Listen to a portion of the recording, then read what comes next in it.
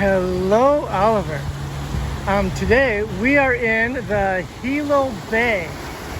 So a bay is a special place. It's usually the place where people start living first, because when you travel on the water, it's hard to find a place where you can take your boat all the way up to the land.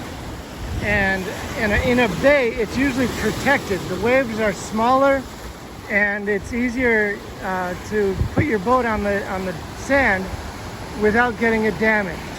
So that's why bays are important. And so usually, whenever you find a big city on a coast, most of the time, it started with a bay. So this is Hilo Bay, and over there, that tall tower over there, that is a siren, because the siren is for a tsunami. A tsunami is a giant wave that can come, and it sometimes kills people, and it wrecks houses, and it can be like 3 stories high. So as high as your school, a giant wave. So if you're ever, near the ocean, and I know you don't live near the ocean, but if you're near the ocean, and you notice that all the water is running away from the land, it's running away. If that water is going away, that means you should run the other way. You run away from the water, because a tsunami is coming. Even if you don't hear a siren, that's a very dangerous place to be. But we're not here to talk about tsunamis. This is the tale of Despero. Okay, so last night we finished chapter 6. The Tale of Despero by Kate DiCamillo. And we are in, hold on, book the first, A Mouse is Born. We have to turn to chapter 7. Chapter 7, A Mouse in Love.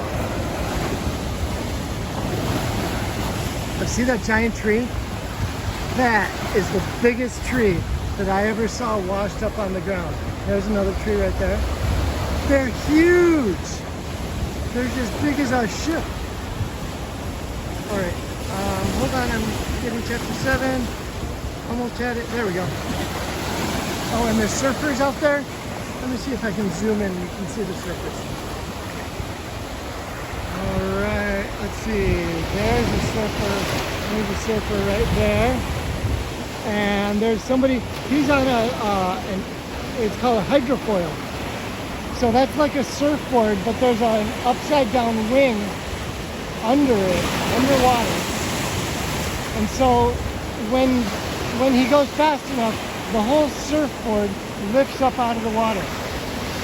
And then this other person, who's a little bit closer, this other person is on a stand-up paddleboard.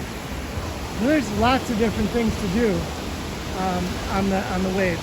So much fun. Okay, but we're gonna read Tale of Despero. Okay. Oh, gotta zoom back out. Hold on. There we go.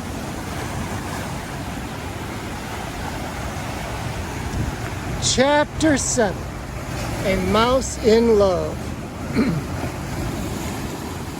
And what was our own favorite member of the mouse community doing while the sound of the Mouse Council drum echoed through the walls of the castle? Remember Furlough? Furlough is Despero's older brother. Let's see, where are we? Okay. So, reader, I must report that Furlough has not seen the worst of it. Despero sat with the princess and the king and listened to song after song.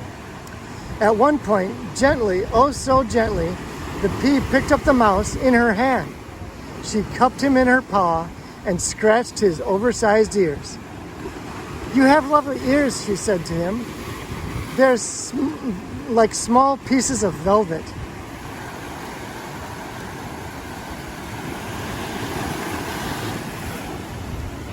Despero thought that he might faint with the pleasure of someone referring to his ears as small and lovely. He laid his tail against P's wrist to steady himself, and he felt the princess's pulse, the pounding of her heart, and his own heart immediately took up the rhythm of hers. "Papa," said the P when the music was over, "I'm going to keep this mouse. We're going to be great friends." The king looked at Despero and cupped his daughter's hands. He narrowed his eyes. "A mouse," he muttered. "A rodent." "What?" said the P. "Put it down," the king commanded. "No," said the P, who was a person not at all used to being told what to do. "I mean, why should I?" "Because I told you to." "But why?" protested the P. "Because it's a mouse." "I know. I'm the one who told you he was a mouse." "I wasn't thinking," said the king. "Thinking of what?" "Your mother, the queen." "My mother," said the P sadly. "Mice are rodents," said the king. He adjusted his crown. "They're related to rats. You know how we feel about rats. You know of our own dark history with rats." The P shuddered. "But Papa," he said, "he's not a rat. He's a mouse. There's a difference." "Royalty," the king said, "has many responsibilities, and one of them is not becoming involved personally with even the distant relatives of one's enemies. Put him down, P." The princess put Despero down. "Good girl," said the king. And then he looked at Despero. "Scat," he said. Despero, however, did not scat. He sat up and stared at the princess. The king stomped his foot. "Scat!" he shouted. "Papa," said the princess, "please don't be mean to him." And she began to weep. Despero, seeing her tears, broke the last great ancient rules of mice. He spoke to a human.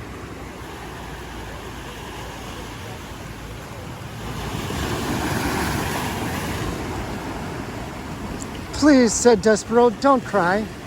He held out his handkerchief to the princess. The P sniffed and leaned down close to him.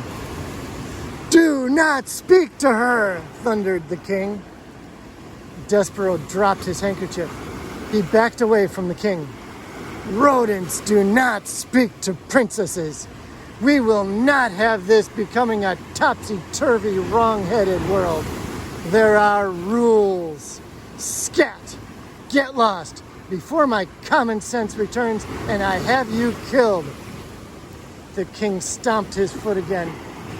Despero found it alarming to have such a big foot brought down with so much force and anger so close to his small head.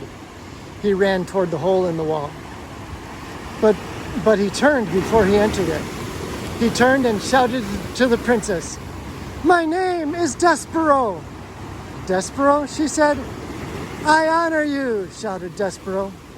"I honor you" is what the knight said to the fair maiden in the story that Despero read every day in the book in the library. Despero had muttered the phrase often to himself, but he had never before this evening had occasion to use it when speaking to someone else. "Get out of here," shouted the king, stomping his foot harder and then harder still, so it seemed as if the whole castle, the very world, were shaking. "Rodents know nothing of honor." Despero ran into the hole and from there he looked out at the princess.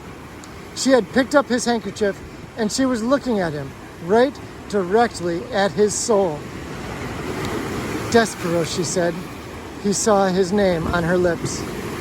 "I honor you," whispered Despero. "I honor you." He put his paw over his heart, and he bowed so low that his whiskers touched the floor. And he was, alas, a mouse deeply in love. And that was chapter 7. That was a good chapter. I like that one. Wow, Despero met the king, and he met the princess. He spoke to the princess, and the princess held him in his hand. Wow.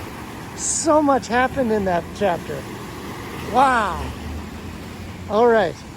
Well, I don't know about you, but I'm going to stop this video and start another one. I'm going to read the next chapter from the same spot. All right? So if this is your last chapter, I hope you have a good night. Sleep well. And remember that I love you. And tomorrow is another fun day with lots of fun things to do. Bye-bye. Good night.